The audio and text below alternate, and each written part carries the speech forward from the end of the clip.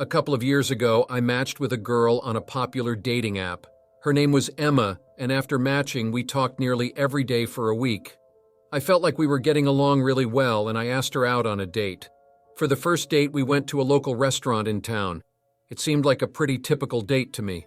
We talked the whole time and got along really good, but there were a few awkward moments here and there. I really liked Emma, and I hoped that she felt the same way about me. When the date was over, she told me that she had a really good time, and I said that I did as well. Then we went our separate ways. I messaged her that night and she responded to me, but the next day she stopped replying. I became really disappointed. This had happened to me before, where I would match with a girl, go on a date with her, and then never hear from her again. I was disappointed, but decided to move on. Then came Valentine's Day. This was 4 days after our first date, and I hadn't heard from Emma at all. Then, out of nowhere, she sent me a message asking if I wanted to do something with her that night for Valentine's Day. I felt like I was getting another chance, and I said sure. She then told me a place that she wanted to go to and asked me to meet her there at 9 p.m. I agreed to it and decided not to question the situation at all, even though it seemed a little bit strange. When the time came, I drove to the location. It was a bar/restaurant on the edge of downtown in our city. It was right up against this big park, and I had never been there before. When I arrived, I saw that there was no parking lot, and I would have to park on the side of the street. I had to drive a little ways to find a spot, but I eventually did. When I parked, I texted Emma, letting her know that I was there. She texted me back pretty quickly and told me that she was running a little bit late, and then I got out of my car and walked to the restaurant. Eventually, I made it inside. The restaurant was really busy, and I was told that there would be about a 15-minute wait for a table. To me, this was good because Emma wasn't even there yet, and I figured that she would be there within 15 minutes. I texted this to Emma and then waited at the bar. I just drank some water and watched some of the TVs that they had. 15 minutes went by and our table was soon ready, but Emma wasn't there. In fact, I hadn't heard anything from Emma at all. I called her on my phone to tell her that our table was ready, but she didn't answer my call. I was frustrated and told the restaurant that I was just going to leave and maybe come back later. By now it was past 9:30 and I decided that I would just go back to my car. Emma had been acting pretty strange the entire last week, and I felt like she probably wasn't worth my time any longer. I walked down the sidewalk back to my car. When I got about 30 feet away from my car, I suddenly saw that some guy was standing like right behind it. He was leaning against the car but looking in another direction. The guy was wearing a hoodie with the hood up, and beyond that I couldn't tell anything about him. I walked around to my driver's door, but as soon as I unlocked it, the guy started approaching me extremely fast from behind. I sensed this and closed the door and backed away. There was no way that I would have been able to get inside my car before the man reached me, so I backed up instead. I felt him begin to basically tackle me, and I did my best to get away. I used the car to go around it, and I slid off the hood of the car a little. The man and I both fell to the ground in front of my car. I then scrambled to my feet and ran around my car to the other side with the man after me. I ran to the back door of my car, unlocked it, and then opened the door.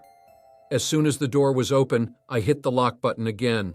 I made it inside the car and shut the door. The man tried opening my front door because he was closer to it, but it was locked, and then he tried mine, which was also locked. I crawled to the front of the car. The man then started banging on the windows when he couldn't get in. As soon as I got in the driver's seat, I started the engine and sped away. When I got back home, I was still shaking from the experience.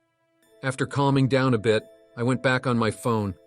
That's when I saw a text message from Emma that said, "You got lucky." That made for my craziest Valentine's Day ever. But the whole situation was confusing. I had gone on a previous date with Emma, so I wasn't catfished. I knew that she was real. Over time, I thought about this a lot, and I decided that either Emma was in on the plan to set me up, or maybe Emma had lost her phone, and the guy that found it saw me in the contacts and planned to rob me or something. It's just about as creepy to me either way, though. I'm a single female, and this happened last Valentine's Day. I was single last year, too. Because of this, I didn't really have any plans to celebrate Valentine's Day. It was just another day to me. That meant going to work and coming back home to relax and do whatever I wanted. I worked at an office building in the city. I lived about 15 minutes away in a typical suburban house in a relatively busy neighborhood. When I got home from work that day, I got my mail like always. There was one letter in particular that stood out from the rest, though. It was heart-shaped and red. When I brought all the mail inside and looked at it, this was a Valentine's Day letter. It said, "Happy Valentine's Day from your secret admirer." It had no indication at all who it could be from. Now, I really had no clue who would send me that. There were a number of possibilities, but none of them seemed all that likely. I figured that it had to be somebody I knew, though. The next day at work, I brought it up with some people in the office. If anybody at my job had done it, maybe they would speak up or have an idea of who it may be. Still, it didn't really help me. It was a mystery, and I wanted to know who was behind it. I also told some of my friends about it, but didn't get any more ideas. A couple of days went by and I made no progress in figuring out who had done it. That weekend I had to get up really early to go out of town. I had an early flight and woke up at 4:30 in the morning. I remember that morning when I woke up, I got out of bed and made my way from my bedroom to the kitchen for some coffee. As I did, I was barely awake. When I passed by the living room, though, to get to the kitchen, I saw a car was parked like right in front of my house on the side of the street. The car appeared to have all of its lights off, and I didn't recognize it. I only saw the car for maybe 5 seconds, though, because then it pulled off and drove away. But when it drove away, the headlights remained off. I remember thinking that was strange. However, I really had to get to the airport, so I just had some coffee and then left. It was a pretty busy neighborhood, so I didn't really think too much of it. I would only be gone for a couple of days, and the trip went fine. When I got home, everything was back to normal. The next strange thing was about a week after I got home. This time I was driving back from work. When I'm on the way home, I often kind of zone out. I'm paying attention to the road and everything. But aside from that, I just relax and listen to music. So I really didn't notice until I had turned onto my street that another car turned right behind me. This also wasn't too strange. It usually didn't happen because my street was quiet, but there were tons of houses on it, so it could be anybody. I pulled into my driveway and the car drove past. Then I got inside my house and went into the kitchen to get something to drink. And I remember that when I left the kitchen to go change, I saw the same car. This time it was going back the way that it had came from, and it seemed to slow down past my house.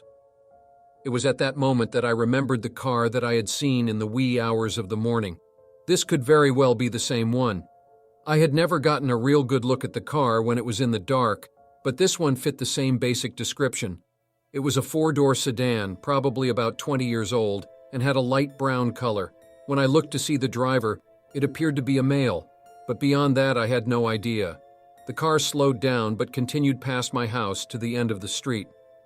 I then went over to the window and watched the car go out of sight to make sure that it was gone. I felt like something fishy was going on, but I didn't know what.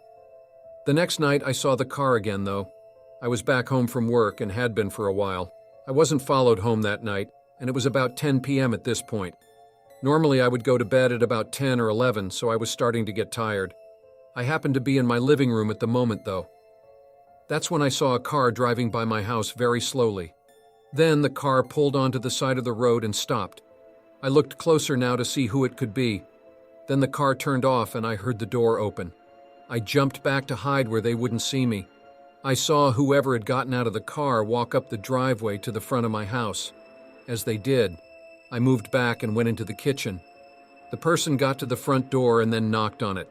I waited in the kitchen. The guy only knocked the one time. I peeked out from my hiding place and watched the same guy walking away from the door. I hoped that this meant he would leave. Just to be safe, though, I stayed in the kitchen for a little while longer. I waited for a few minutes, hoping that I would hear the car drive away.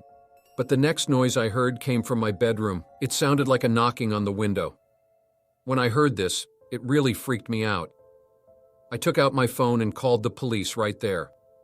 I told them that a man was knocking on my bedroom window and asked if somebody could come out to my address. Even if this guy wasn't up to no good, I wanted to know what he was doing, and I felt like a police officer could help straighten out the situation. The knocking stopped, but I kept an eye out on the guy's car. He wasn't returning to it. About 2 minutes later, there was more noise. This time, it was coming from a back window. It wasn't a knocking, though. It sounded like a scraping noise of some kind. Now I wasn't too far away from this window at all, and I ran into my bathroom and locked the door. At this point, I was really freaked out, and I just plugged my ears and closed my eyes because I didn't want to know anything that was going on. What felt like a long time later, but was only a couple of minutes, I got a call on my phone. It was from the police, and they were at my house. I answered the call, and they told me that they had arrested a man on my property.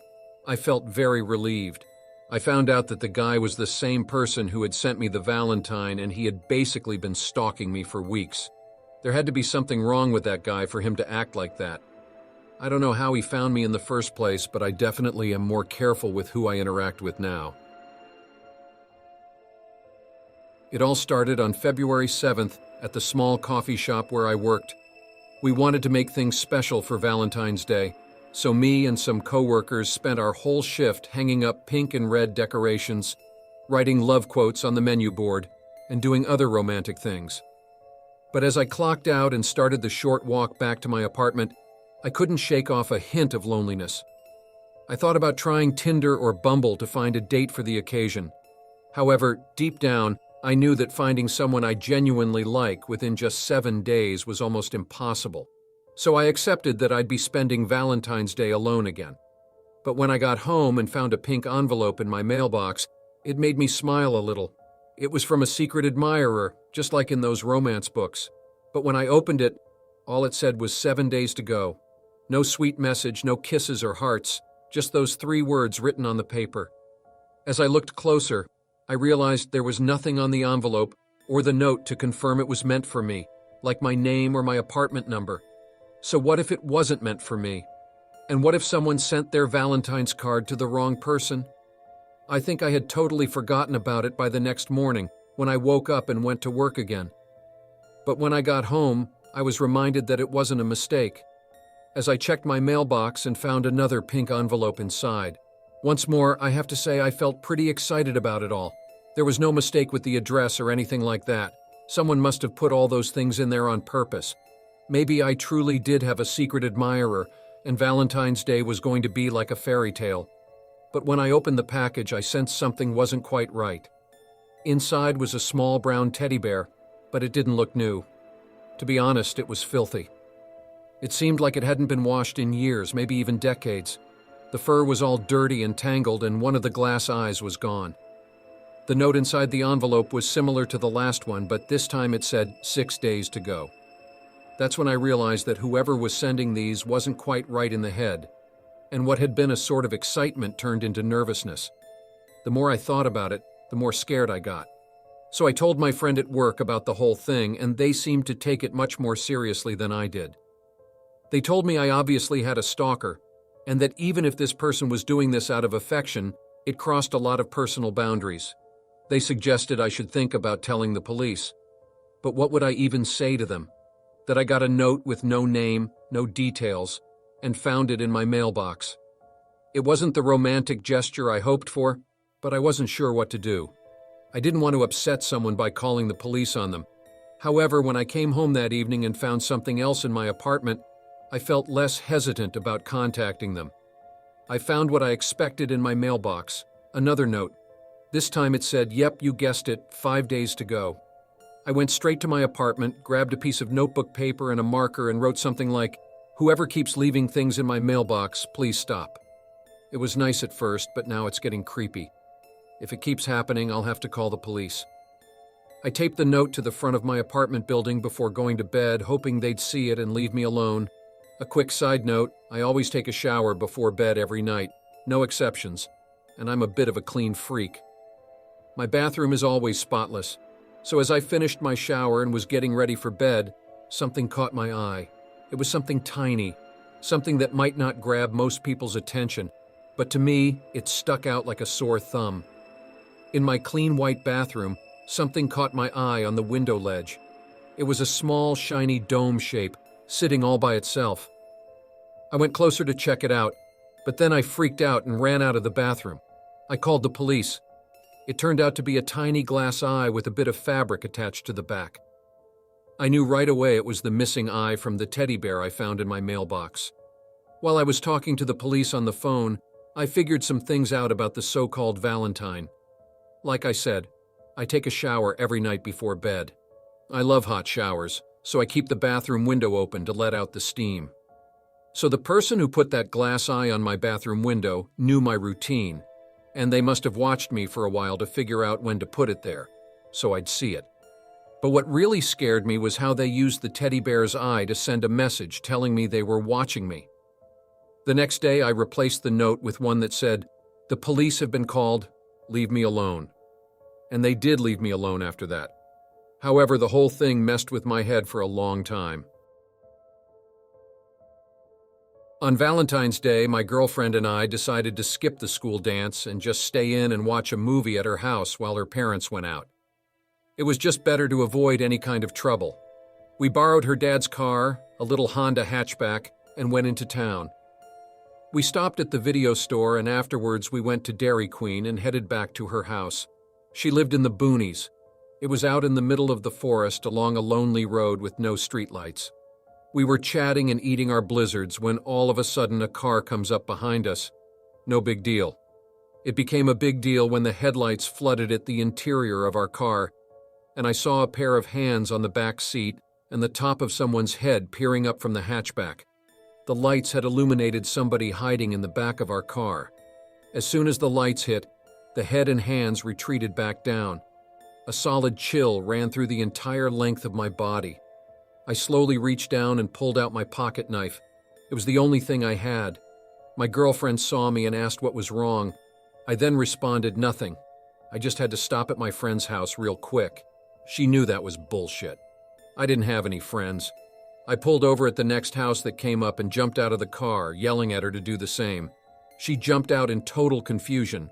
I flipped the driver's seat forward and lunged into the back seat in full maniac mode. The intruder popped up like a jack-in-a-box with empty hands waving. Hey, relax! What are y'all up to tonight?" It was some weird kid from our high school who we had never spoken to before, ever. "What in the holy fuck are you doing in our car? I thought you guys were going to the dance." "I was just hitching a ride." We sat there staring at him with our mouths open, wondering what to do. He tried to act real cool, and obviously we were in the middle of nowhere in some random person's driveway. We ended up driving him to the dance and dropping him off.